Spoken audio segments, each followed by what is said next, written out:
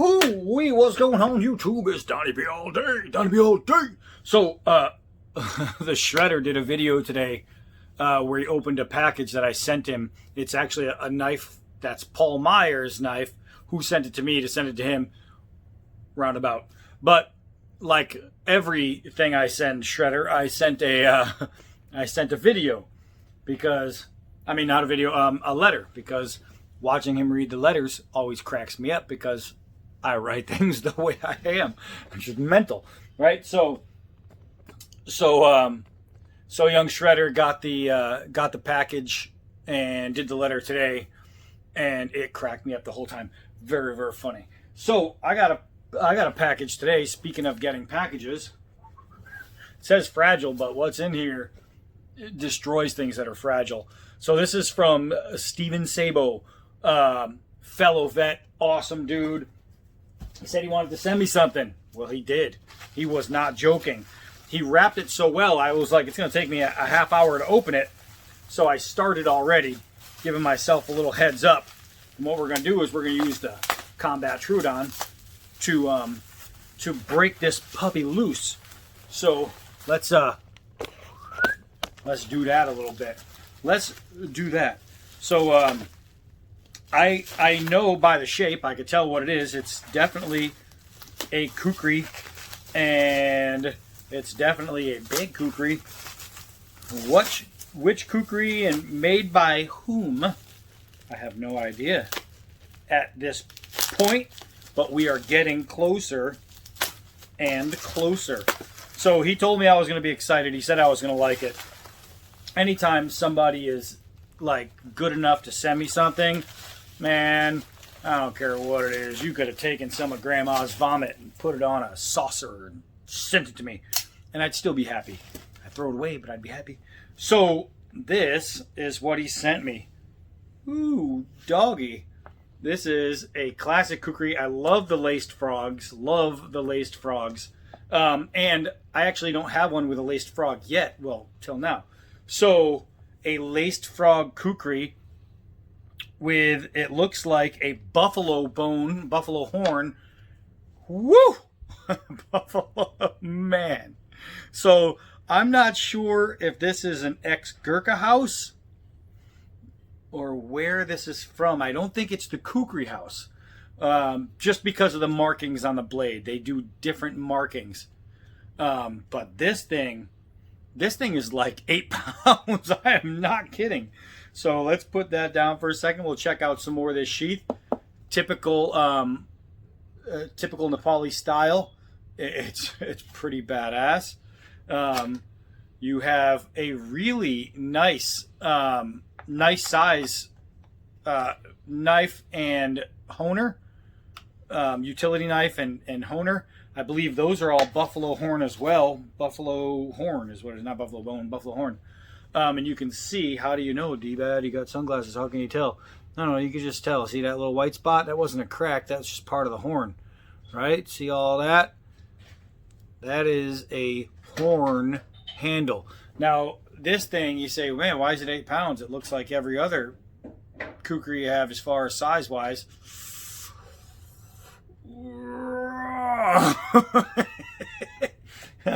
Not exactly. Let's just pull out something. Let's pull out something close. Pull out something close. We are going to use, for this example, the very amazing, very badass. And normally if I showed you this, you'd be like, wow, that's a nice thick blade, man. That's a 1/4 inch thick. And I'd be like, yeah, the old bore buoy is thick. Yikes. I mean, widest point right there, right? Let me, I don't know if I can dig it out. Let me see if I can grab the Preacher. Because my Preacher, the prototype Preacher, is a beast. And it's down here somewhere. I would just have to... Nope. That's the Mission 3. Nope. That's the John Jay Tribute. Okay. So now, I'm going to show you. That is the first Preacher ever made, right? That was exact. Look at how thick this is. Look how thick this is. This can be, if it was made from a spring steel, something coming off a car, this could be put right back on. It's that thick. This thing is massive in the spine. I mean, massive in the spine. Oh, gosh, I love my preacher. All right, so now that that business is out of the way, wow, this thing is weighted, man. It definitely could use a new edge, but the edge that's on there, this thing will, I guarantee, you know what? This went from a, hey man, somebody sent me something and it's really cool and I want to look at it, to, hey, let's go out and play with it. So that's what we're going to do. Make sure all is good there. Man, Steve, you were not joking. Gosh, you gotta love fellow vets. All right, so we are going to put this combat Troodon back into the old pocket. Let's see if Roscoe is feeling frisky. Roscoe, you feeling frisky? You want to watch some wood chips fly? Oh, Bigsby heard me. I know he's coming. There they go. There they go.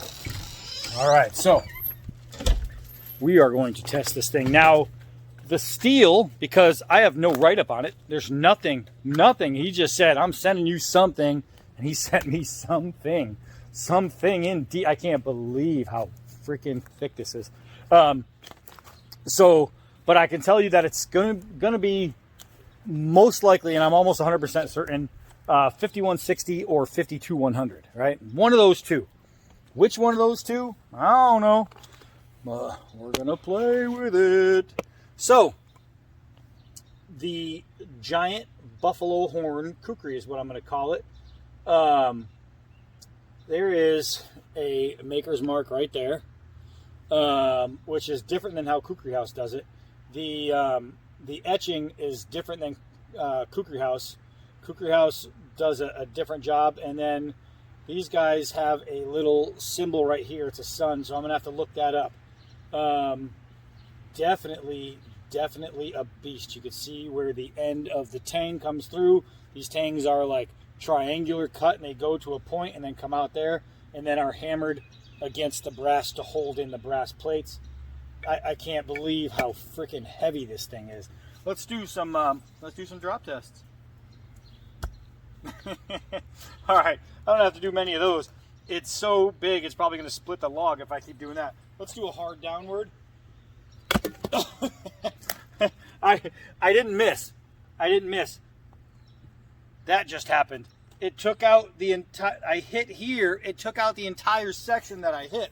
Let's try to go more centered. Oh my gosh. Did you hear the thud? Now the bite is kind of impressive because you think about how thick it is. You can actually see the line. I don't even need to put my finger there. Look at that. Here's the line right there. Boop. That was pretty. How did it go that deep being that thick? Man, that is crazy. That is crazy. Everything's wet out here. We've had nothing but rain. So let's see. I didn't even have to swing. It's basically just falling from my hand. Literally. I mean, no swing. No swing. Ready? Boom. No swing. No swing. I'm going to show you here. Ready? Oh, I missed. So here's the thing.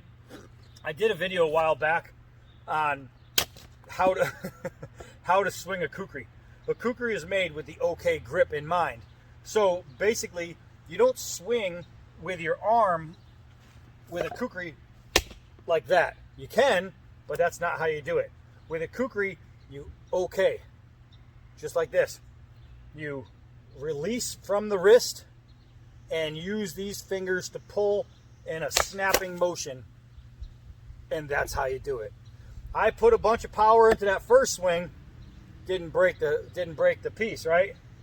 Just doing that, my goodness, that's what a kukri is made to do.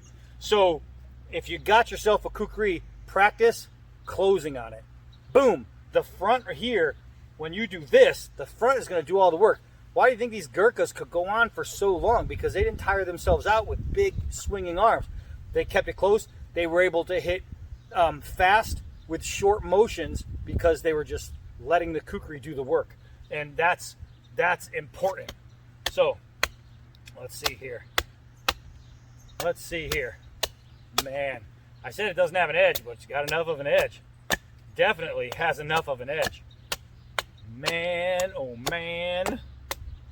Oh man. Before I post this video, I might have to reach out to Steve and ask him exactly what it's called, because I'd like to tell you guys. I'd like to tell you guys why you should have one, why you should want one. And I know the Kukri house in Nepal makes them, like, you can get those 10 millimeter blades. You can. And whatnot. But I want to know exactly what this one is, because he sent me this by the company this came from. Wow. So we're going to look it up. This is just crazy. Crazy, crazy fat. All right. Let's make sure the dogs are still in town, because I don't see either of them. Hey, what are you doing over there? Over, you know, that fence fell. And waiting to have some people come do some work. So these guys just keep pushing limits. Bigsby, I see you. Get away from that fence. He's wagging his tail. I'm threatening. Get away from that fence. Come here. He's literally just staring at me, wagging his tail like, why? What are you going to do about it? Oh, damn dogs. All right, let's de-limb a little bit. This should be pretty easy. That was pretty easy. Oh, that one's already de-limbed. That's just bouncing. All right, I got to get rid of that. There we go. Make it a little smaller. Now let's take out this area right here. That went through 1 3/4. So, I mean, pretty simple. Pretty simple. Now what we're going to do is a little chopping. And we're going to do it the way a Kukri should be chopped with. We're not going to wind up and hit like that. Power, look at that. That's a power swing. Watch my entire arm. Ah! Power. Now watch.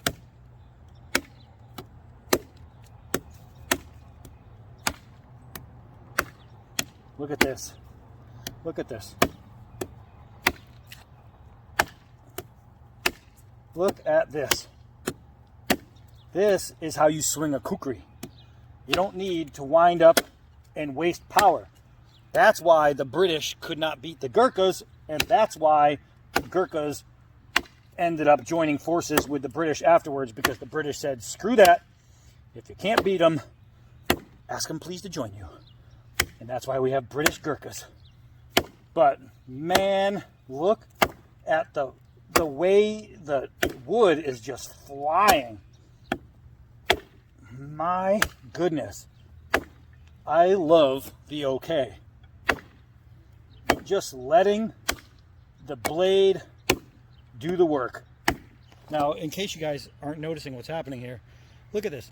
I'm not winded. I'm not tired. I am not short of breath. My muscles aren't sore. I mean, it's heavy, but I'm big, so it's okay. So look at this. My wrist is doing all the work. You're seeing me swing. Watch my arm motion like a cow. My arm is going nowhere. It's all in the wrist.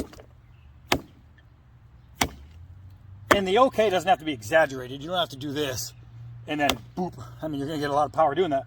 But just open the fingers. You're just releasing the fingers, closing the fingers, releasing the fingers, closing the fingers. And I am pretty much through this entire thing. Just swinging correctly. Oop. I'm at the point where it's all the stuff on the back. It's like rubber. That's why it's bouncing. Look at this, man. Look at that. That's all the way through. That's it right there. Oop, am I in? Yeah, that's it right there. Ba-boom. Separated. Ba-boom. Hey! Get up here! You know, I was watching a Shredder's video today. And look at Roscoe walking down the driveway. What are you doing now? He just kicked up his speed a little. I was watching that Shredder video today. And they had to keep yelling at the dogs, and I said, reminds me of home. So, man, Steve, woo! This thing's a beast. It's a 3 Chirra, right? And the reason for the Chirra is pretty simple. So what the Chirra is, let me get over here. Look at these damn dogs. Look at the jackets falling off because he's running through everything. Got this one looking down the driveway thinking, yeah, I could get there. I can get there without being seen. All right, hold on. My forearm right now is like, yeah, I'm carrying this beast. So the Chirra are these grooves, right? This one is a 3 Chirra because it has 3 grooves. Now, there's reasons for this. Most people think it's just decorative. Oh yeah, it looks cool. They make it. Other people say, well, obviously, it's to reduce weight. Well, it does reduce a little weight, but not that much. So here's the deal with the Chirra. Kukris are differentially heat treated. They really heat up the edges, and then they do their water on their edges to heat treat it, making it a softer spine than on the edge. That's why they make them round like this, because you don't really need to strike spark with this part of the blade. Ah, mosquito. So basically, this is not made for ferro rotting right here. That's not what the Kukris do. Kukris aren't made for that. They're made for that. If you want to strike a fire, use one of the utility pieces. So the Chirra are made to do this. Absorb. It's to keep a blade from breaking and absorb the power and almost cushion the blow. That's what Chirra are for. That's why they're so important. So with the soft spine, what you're getting is the hard edge, soft spine that allows, this isn't going to flex, but it allows the steel to hit something hard and flex and bounce right back. And also, it takes the wear off of the user. Having this soft metal up here is really good for all of this. So yeah, man, this thing is crazy. I'm gonna put an edge on this and just beast with it. It's so here's wrong finger. Here's the thing. I think it's thicker than my finger. Look at that. I'm big, right? I mean, it needs a little help there. It's still got to go a little. It's got to grow a little to get to that. But wow, this thing is crazy. So what I'm going to do now is I'm going to look up and see if I can find the maker. Hold on. Okay, so I did a little bit of research and I found out that this Kukri is made by somebody. So it's definitely made in Nepal. That right there is Nepalese writing. I know that because I have some on my leg. The sun, which is right there, I'm assuming isn't the model. I'm assuming it's stamped on every one they make. I just have to do more research. I don't want to spend all night doing it. But while I was researching, I found something cool. Oh, I did wash it. Yeah, I washed it. Looks good, right? I did find out something really cool. There is a site that goes over all the Nepalese kukri makers, and they're talking about how if you buy a kukri, it has to be made in Nepal. Those are the only genuine kukris in the world. But they said the Kukri House, IKHHI, is still the best kukri maker in the world, in all of Nepal especially. They're still the best. A lot of places are really close though.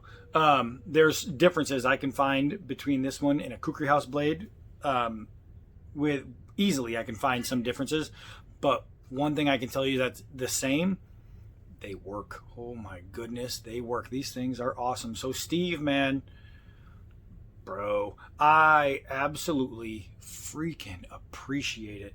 Guys, if you want to send me a blade, send me a blade. If you want to send me a bunch of them, I will get to them. I will put them on film. I will thank you out loud because it is well deserved and well earned, the thanks for something like this. And if any of you know this guy, tell him I said, dude, great job. This thing is a beast. It's really, really a beast. This is now officially the thickest one in the collection, the entire D-bed collection. Look at that from the blade angle. I mean edge angle. Crazy. But yeah, man, this is, guys, I really need hit likes, hit subs, blah, blah, blah, blah, blah, blah, blah. Scab is at almost 2,000. I think he's at 1.8. Let's get him over to Mark. There's going to be a giveaway. It's not going to be this. This is mine now. D-Bad is getting closer to 10,000. It's close to like 6,600. And it seems like that's far away. But from 1,000 to 6,000 went pretty quick. So I'm thinking 6,000 to 10,000 should go pretty quick. And here's the deal. If we get to 10,000, not if, but when we get to 10,000, there's going to be some crazy giveaways. I know already some people are going in. One in particular is Steel Forged in Fire, Sword and Knife, Joe, Samurai Joe. Go over to his channel because he is giving away a katana that is mind-blowingly nice. I mean, a real nasty katana. And at the 10,000 mark for this channel, he's doing that. Don't forget, there's also a giveaway for his channel. I got the two right here that are going, and Scab's got one, and I believe Arizona Bladesman's got one, to hit 600. And he's already pretty close to 550, I think. So we are really, really close for some more giveaways. And remember, not one person wins all the blades, so that means multiple people have a chance of winning. So get over to his channel, sub. Let's get yourself a chance to win some blades. Stay on my channel, like and sub. The more you like, the more it jumps up in the algorithms and they pop up more, and it really helps out when you hit the little like button. More than I knew, but definitely do that. Just hit a like, hit subscribe if you're not subscribed already. Once we hit that 10,000, there's going to be some big giveaways. The katana from Joe is just sick. Steel Forged and Fire, Sword and Knife, and Choir Boys with a Z cutlery. Let's get him to his 2,000 mark, and let's try to do it quick. All right, so, and don't forget about the shredder. Let's end it right here. I am Donnie B all day. And until next knife.